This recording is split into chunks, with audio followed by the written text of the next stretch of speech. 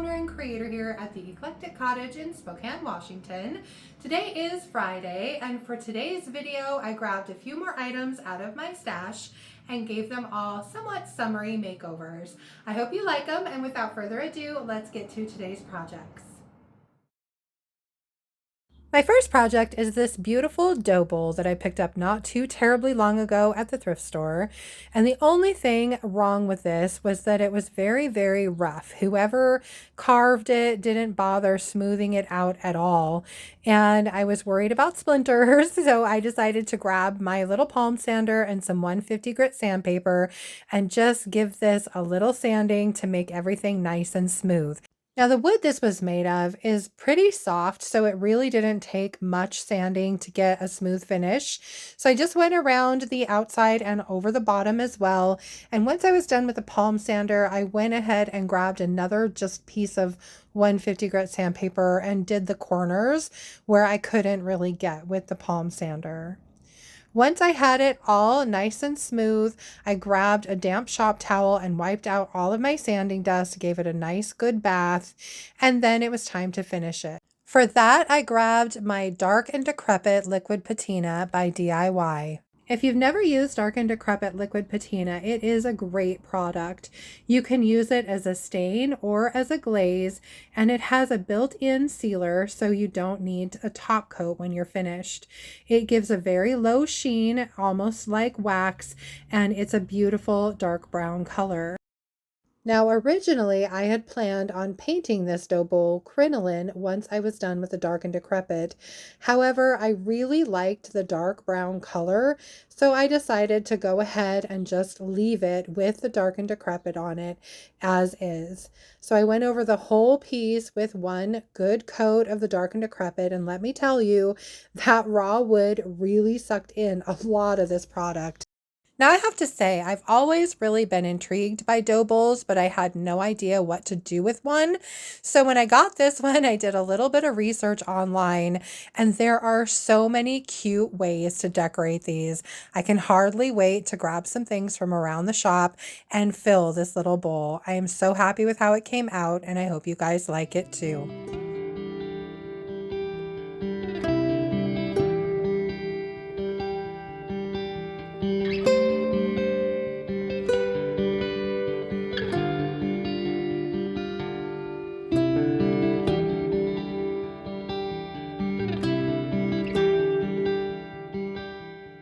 Project 2 is this cute little piece of wall art that I've had in my stash for a while I tried to figure out exactly what, if anything, I wanted to do with it. So I finally came up with a plan, and I went ahead and took the little metal flowers off of the backing, took them outside, and gave them one good even coat of Rustoleum 2X matte black spray. I set those aside to dry while I went to work on the frame itself, and I decided to go ahead and paint the frame with DIY's Little Black Dress. The nice thing about this is the paint is so highly pigmented and quite thick, so I only had to go over the frame with one coat of the paint. Now, this is one of those projects that I changed my mind on right in the middle of. And at first I decided I wanted to just paint the flowers with crinoline, and then I was going to distress back to the black, and I was just going to leave the backer the way that it was and then just replace these flowers. But I looked at my next project and I thought, you know, a little pop of orange might be nice to kind of go with the other project that I'm going to be doing. So I went ahead and I painted the little flowers with some orange. This is Summer Crush by DIY. Once I got that done, I wasn't happy with the black stems, so I went ahead and grabbed DIY's Aviary and gave the black stems and the leaves 2 coats of Aviary. Once I had the stems painted, I thought the flowers could use just a little more pizzazz, so I grabbed out this pretty yellow called Cake Batter by DIY, and I very carefully dabbed just a little bit right into the center of the flower, and then went around, and on the little anthers, I put a little bit more of that yellow. Of course, by the time I was done with the flowers, they looked very similar to the original, but I really liked that orange color.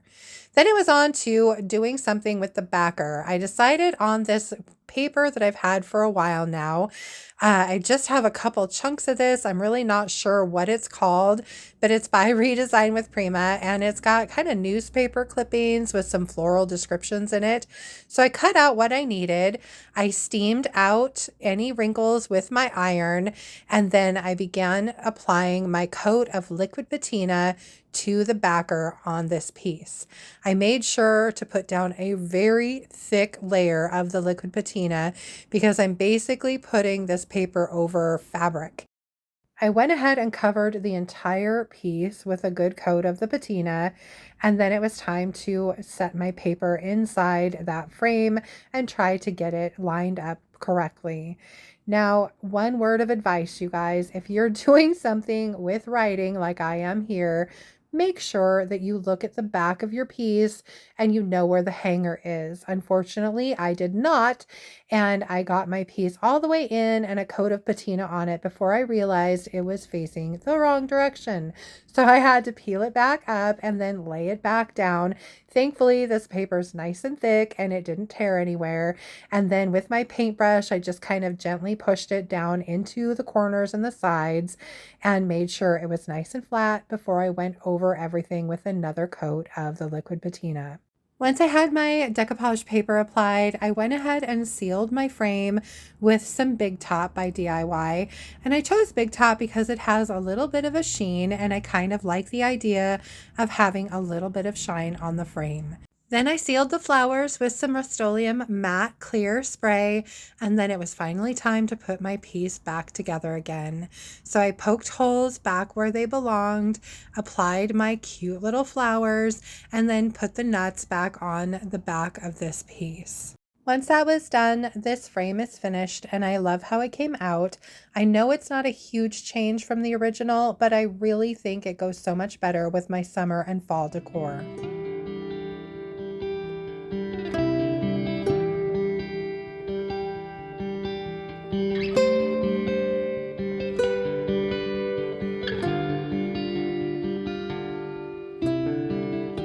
My final project is this cute little wooden box that I picked up a while ago. It's been sitting in my stash for some time while I decided if I wanted to do something with it or if I just wanted to leave it as it was.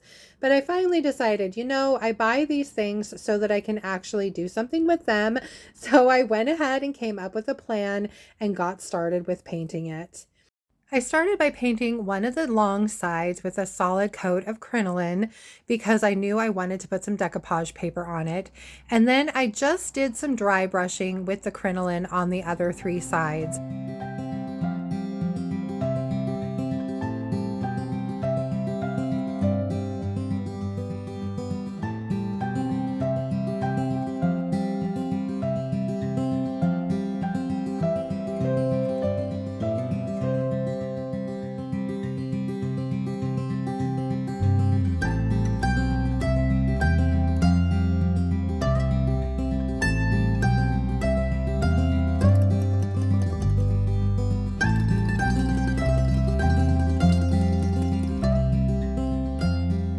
Now, honestly, I don't know why at this point I didn't go ahead and paint the bottom of this box too, but I did end up going back and putting a good coat of crinoline on the bottom as well.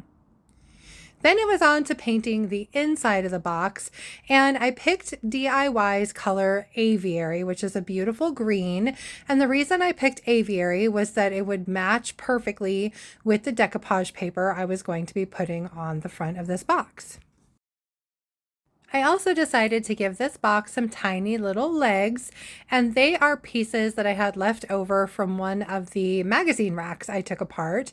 And so I painted them green as well, and then set them aside to dry with the rest of the box. Once everything was completely dry, I grabbed some E6000 glue and attached my little legs to the bottom of the box, trying to be very careful so that they all matched, and I wanted them close enough to the edge so that you could actually see the green when the box was sitting. I added some cans for weight and then let it set to dry. Then it was on to decoupaging the front side of the box, and for that I'm using DIY's liquid patina as my medium, and I'm just giving the front one good even coat of that. And then I am applying my beautiful decoupage paper. This one's called Midnight Amber. It's one of my favorites. And I had this chunk just laying in a drawer. So I put it on the front, smoothed it down into the patina, and then put another coat of liquid patina on top, and then set it aside to dry. Once it was completely dry, I came back in with some 150 grit sandpaper and just in a downward sweeping motion, sanded off the excess decoupage paper.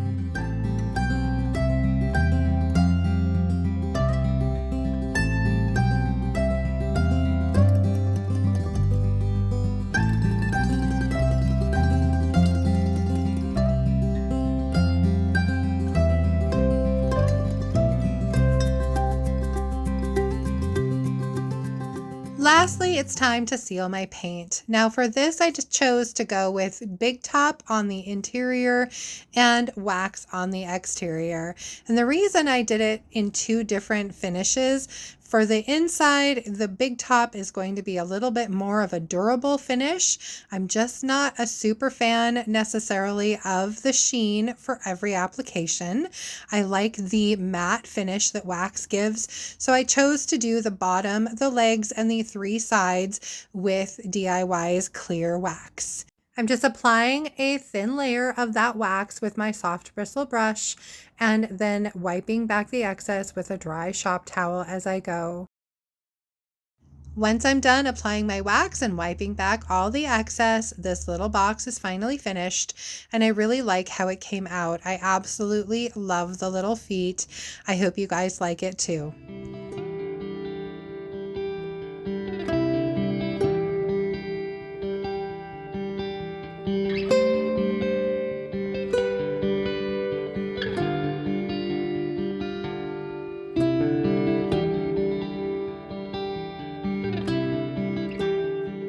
From here for today, you guys. I hope you liked my projects and I hope you enjoyed the video. If you did, please remember to give it a thumbs up. I so appreciate that. And if you haven't already, I would love it if you think about subscribing to my channel and then just hit that little notification bell so you don't miss anything. And then don't forget to drop a comment below and let me know which of the projects in today's video your favorite was. Also, just a quick reminder, the paint and products you saw me use today can be purchased through me at my website, and that's www.theeclecticcottagespokane.com.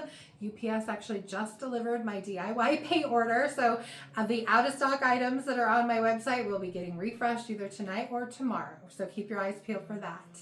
Also, for Tuesday's video, I'm honestly not sure exactly what that's going to look like yet. I'm working on a dresser that I've had in my kitchen for a while, but I'm really trying to take my time and not rush it just to get it completed for a YouTube video. So if I can't get a lot done tomorrow, then it's going to be another thrift flip. So I hope you'll join me on Tuesday no matter what. It'll be fun. And I hope you guys have a wonderful, wonderful weekend. Thank you so much for being here, and I will see you back here on Tuesday. Bye.